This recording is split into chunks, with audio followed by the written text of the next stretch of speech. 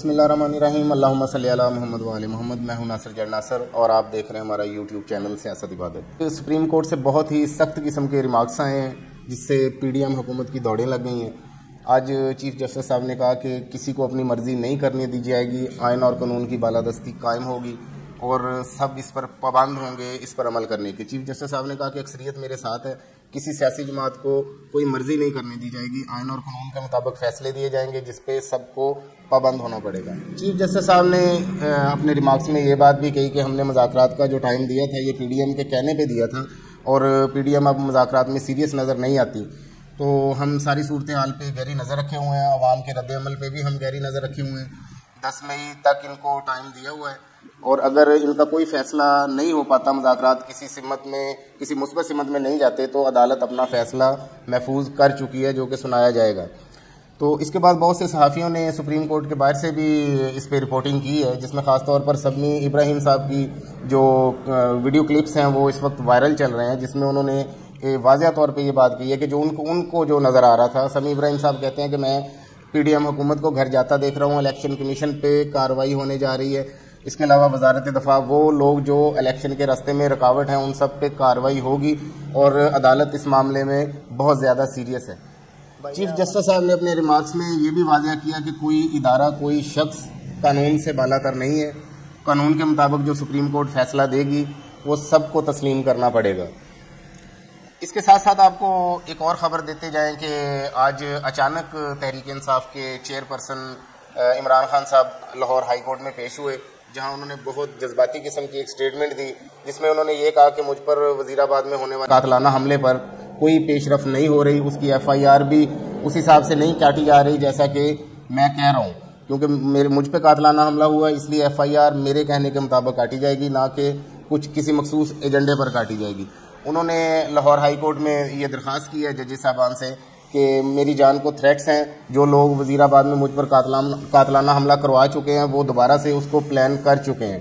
और मुझे वज़ीर आज़म की जो सिक्योरिटी होती है वो भी मुझे मुहैया नहीं की जा रही, बावजूद इसके के सुप्रीम कोर्ट के इस पर ऑर्डर्स भी हैं कि इमरान खान साहब को सिक्योरिटी दी जाए। मेरी सिक्योरिटी के जो मामलात हैं वो तसल्ली बख्श नहीं है, मुझे उन्हीं लोगों से खतरा है, मुझे सिक्योरिटी देना जिनकी जिम्मेदारी है। इसके बाद हम बात करेंगे हामिद मीर साहब के एक बयान पे जो अब सोशल मीडिया पे बहुत ज़्यादा 2-3 दिन से एक हॉट टॉपिक चल रहा है। हामिद मीर साहब ने एक निजी टीवी को इंटरव्यू देते हुए कहा कि 2017 में जब शाहिद खान अब्बासी साहब की हुकूमत थी तो बाजवा साहब उस वक्त एक बैकडोर चैनल को अपडेट कर रहे थे, एक बैकडोर चैनल चला रहे थे। 2018 में इलेक्शन हुए और इमरान खान साहब की हुकूमत आई, उस वक्त डीजी ISI जो थे वो हाफिज आसिम मुनीर साहब थे, जो कि बाजवा साहब के इस बैकडोर जो चैनल चल रहा था इसके लिए सपोर्टिव नहीं थे। इस वजह से उनको अपने ओहदे से हटाकर कोर कमांडर पेशावर के ओहदे पर फाइज कर दिया गया और उनकी जगह जनरल फैज़ हमीद साहब को डीजी ISI लगा दिया गया, जो कि बाजवा साहब के जो प्लानिंग्स थी उनको सपोर्ट करते थे। हामिद मीर साहब ने निजी टीवी चैनल को इंटरव्यू देते हुए जो एक और बहुत बड़ा इंकशाफ किया, उन्होंने बताया कि जब करतारपुर कॉरिडोर का इफ्तिताह था, उसको ओपन किया गया, तो ज़ायरीन के साथ साथ 25 जर्नलिस्ट वहाँ से आए, जहाँ पे इंडिया से आने वाले जर्नलिस्ट को ये बात वाज़ेह कर दी गई थी कि ये जो मीटिंग है ये नहायत खुफिया मीटिंग है, इसको कोई भी इसकी स्टोरी को ब्रेक नहीं करेगा। वहाँ पे बाजवा साहब ने एक नैरेटिव पेश करने की कोशिश की, वो ये थी कि पाकिस्तान की जो माशी सूरत हाल है वो इस वक्त किसी जंग की पोजीशन में नहीं है, तो लिहाजा हमें इंडिया से दोस्ती करनी चाहिए और दोस्ती की राह हमवार करनी चाहिए। इस सिलसिले में वो हेल्प के लिए उन जर्नलिस्ट को मोटिवेट कर रहे थे। इस मीटिंग में इंडिया के जो जर्नलिस्ट थे उनके साथ साथ पाकिस्तान के कुछ सहाफ़ी भी मौजूद थे इस मीटिंग में, जिसमें हामिद मीर साहब ने ये सारी कार्रवाई पे, जिसमें उन्होंने बोला कि एक हाज़र सर्विस ब्रिगेडियर इसका गवाह है जो अभी भी ऑन सर्विस है। तो इस पर उन्होंने ये बात की कि मैंने बाजवा साहब से एक बात कहने की कोशिश की कि ये जो चैनल है ये सारा खुफिया चैनल है, इसकी कोई भी बातचीत आप किसी से शेयर नहीं करते, कहीं आपके साथ धोखा ना हो जाए। मीटिंग के इख्तिताम पर हामिद मीर साहब कहते हैं कि वो उन जर्नलिस्ट को, क्योंकि न्यूज़ चैनल की वजह से वो उन जर्नलिस्ट के साथ राब्ते में थे,